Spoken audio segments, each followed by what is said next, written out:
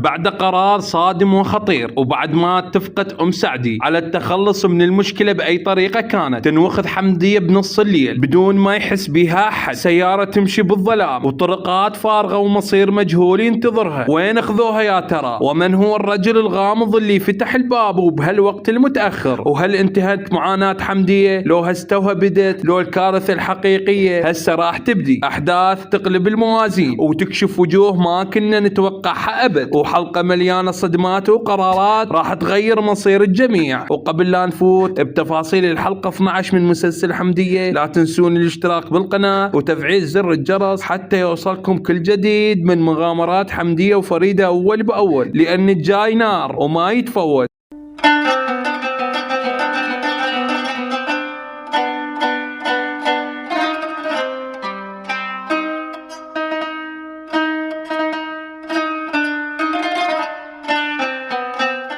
واللي اخذوا بيها حمدية المكان مجهول. كل التوقعات كانت مخيفة والكل كان يتساءل منو هذا الرجل وش راح يصير بحمدية. لكن المفاجأة كانت غير متوقعة ابدا. الرجل اللي وصلوا حمدية إليه طلع ابو رضا، وهو جد سعدي نفسه. والظاهر انه ابو سعدي وام سعدي قرروا يبعدون حمدية عن الانظار حتى يخففون من الفضيحة باي طريقة قبل لا يطلعون. ابو سعدي يهدد حمدية بتهديد واضح ويقولها ممنوع تطلعين من البيت وممنوع تحكين اي كلمة لاي شخص حتى الجد سعدي نفسه. تنترك حمدية هنا خايفة وتايهة، لكن تدخل عليها الامرأة الكبيرة بالعمر طيبة الملامح ام رضا اللي تستقبلها بهدوء وتوديها الغرفة نظيفة وجميلة ما حلمت بيها حمدية طول عمرها. اول مرة تحس حمدية بشي يشبه الامان، مكان هادئ، ناس تعاملها باحترام بدون صراخ او اهانات. الصبح تقعد حمدية وتلقى ام رضا محضرة الريوض وتحاول تساعدها، لكن ام رضا ترفض وتقول لها انت راح تبقين هنا فترة طويلة جدا. وتبدي ام رضا تحط لها قوانين البيت، الاكل والطبخ مسؤوليتها هي، لان ابو رضا ما يحب غير طبخها من 50 سنة، واذا تحب تساعد بس بغسل الصحون والملابس. حمدية تستغرب اكثر لما تلاحظ ان ام رضا ما تاكل الا بعد ما يقعد ابو رضا، ولما يدخل يسلم بحنية ويبوس راس ام رضا ويحط ايده على راس حمدية ويسألها باهتمام ان شاء الله مرتاحة يمنا بنتي. بهذه اللحظة تحس حمدية لاول مرة انها مو مطاردة ولا مكسورة، بس لقت بيت يحتويها ويحميها. وتكتشف بعدين انه ابو رضا عنده محل بيع لقمشه ويشتغل وياه ابنه محمد عم سعدي الاصغر. وهنا تبدي مرحله جديده بحياه حمديه يمكن تغير كل شيء، لكن السؤال الاكبر يبقى، هل هو هذا الامان الحقيقي لو مجرد هدوء قبل العاصفه القادمه؟ فريدة تحاول تهدي الوضع وتطمن الخال بعد كل المشاكل اللي صارت. فريدة تقول له انا رحت للجده وقالت لي هذا الانتفاخ طبيعي وكم يوم ويرجع بطني طبيعي، بس الخال بعدها مو مقتنع ويبقى صافن بيها ويقول لها بنبرة شك بس اريد افهم اذا انت مو حامل بطنك ليش انتفخت. فريدة تحاول تلقى اي تفسير حتى تنهي الموضوع وتقول له ما اعرف، يمكن هرمونات، يمكن احتباس سوائل، يمكن نفسيتي تعبانة بهالفترة. واضح فريدة تحاول تغطي الموضوع باي شكل خصوصا بعد كلام الناس وضغط الحكي. وبعدها تقول له اليوم النسوان سألوني على حمدية وقلت لهم مسافرة لقرايبنا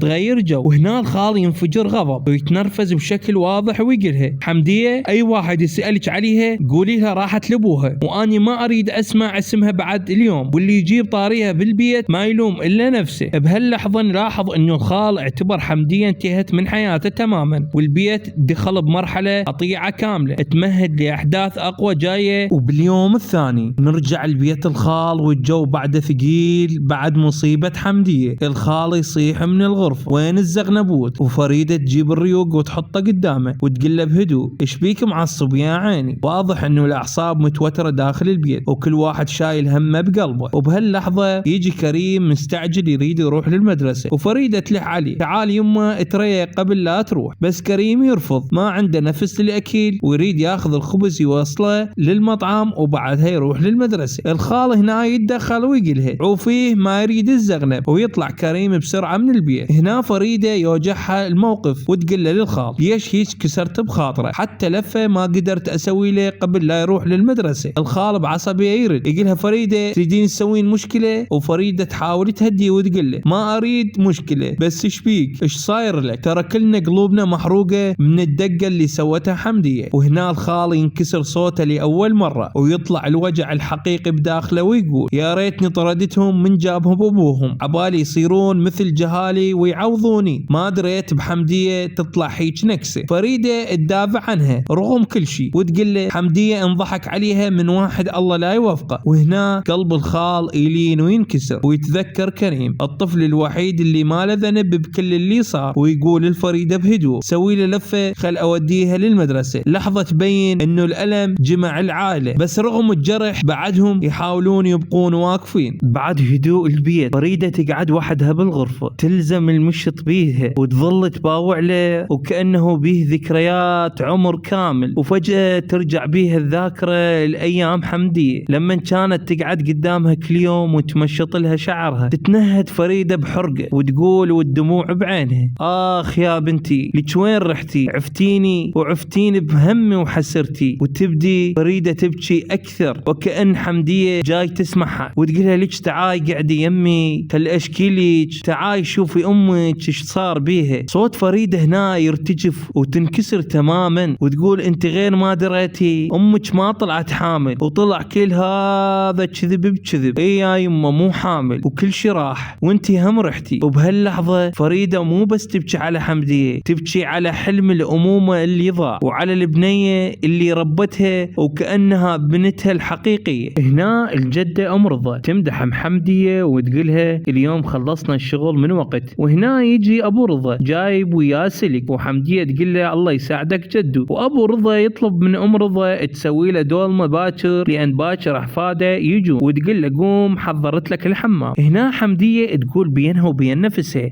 يعني راح اقدر اشوف سعدي بعدها هاي البنيه ما توب بعدها الجد والجده وحمديه يتغدون والوضع كلش تمام. نروح البيت فريده وهنا جاي يتغدون خبز وشاي. وفريده تقول للخال اليوم ما لقيت شيء اسوي وما قدرت امد ايدي على الكم فلس اللي ضامتهن، اخاف يصير لنا قدر منا. الخال يشكر الله ويقول الحمد لله. نرجع البيت ابو رضا وابو رضا يقول لهم صارت بالاربعة العصر بتحط تلفزيون. حمديه تتعجب على التلفزيون وتستغرب. وبعدها حمديه تقول والله محترق قلبي على كريم وامي وخالي، اتمنى لو اقدر اشوفهم. وكنت اتحسر على شوفة ابوي، هسه قمت اتحسر على شوفة كرومي. بعدها بيوم اجى غدا جاهز البيت فريده ومليان لحم. وهنا كريم يسال فريده يقولها منين هذا اللحم والاكل؟ وفريده تقول له والله ما اعرف، اجى ولد وانطاني اياه وقال هذا من بيت ابو رضا. كريم يقولها منو ابو رضا؟ وتقول له ما اعرف، الناس الخيره هواي. فجاه تجي حمديه وتفوت وقبل فريده تقوم من الاكل وتقولها ولك انت هم الك عين وتجين، ما اريد اشوفك. وفجاه كريم يتناوش السكينه ويركض على حمديه ويدخلها بنص بطنها. وبعدها حمديه تفز من نومها ويطلع حلم مع الاسف، ويا ريت لو السالفه صدق. بعدها ام رضا هنا تطلب من حمديه لما يجون ولدها ما تطلع من الغرفه وتقولها اكلك اني اجيبه الك للغرفه، وتقولها روحي تمددي وارتاحي. هنا كريم يبكي ويقول وينك حمامه؟ اشتاقيت لك هواي، وين رحتي وعفتيني؟ وينك اشتاقيت لك ليش هيك سويت؟ بعدها تجتمع عائله ابو راضي وام راضي وتجي ام سعدي وابو سعدي. بس العجيب بالموضوع انه سعدي ما جاي وياهم. الايام تمر والوقت يمر وفريده وكريم يشتغلون وواحد يساعد الثاني على مود يدبرون العيشه. وحمديه تعيش بامن وامان ويا ابو راضي وام راضي. ومره ثانيه فريده ترجع الدولاب الطفل مالتها وتفتح الدولاب وتطلع الملابس وتتمنى لو عندها ولد تشيله وتحضنه وتخليه بحضنها ويعوضها عن كل شيء اللي صار وياها. وبعدها فريده تنهار وتشق ملابس الطفل. الله يساعدها الفريده تتحمل حتى تتحمل. هنا حمديه وام راضي قاعدين يباعون على التلفزيون وحمديه تاكل كاستر وتقولها جده شنو هذا حيل طيب كل يوم سوي لنا مثله. وفجاه يجي ابو راضي ويقول لهم هاي قاعد تسوون ليش ما تعزموني؟ وام راضي تقول له ادري بيك انت ما تحب الكاستر لذلك سويت لك محلبي، هسه راح اقوم اصب لك واجي. وهنا حمدية تقول لأم راضي جدي أنا هم أريد محلبي، وأم راضي ما بقتها بقلبها وقالت لها هاي البنية ولا تشبع، وصدق حمدية ما تشبع. وأبو راضي يقولها خلي تاكل ايش قد ما تريد لأن الخير هواية. وأم راضي تقولها ما دام هيك قومي جيبي محلبي إلك ولأبو راضي. وتروح حمدية، وبعدها أبو راضي يقول لأم راضي هاي البنية حبيتها كلش حبيتها. وبعدها بيوم أبو راضي يجي للبيت ويدخل للبيت وشكل عجيب، وأم راضي تلاحظ هذا الشيء وتقول له أبو راضي إيش بيك صاير شيء؟ وأبو راضي يقولها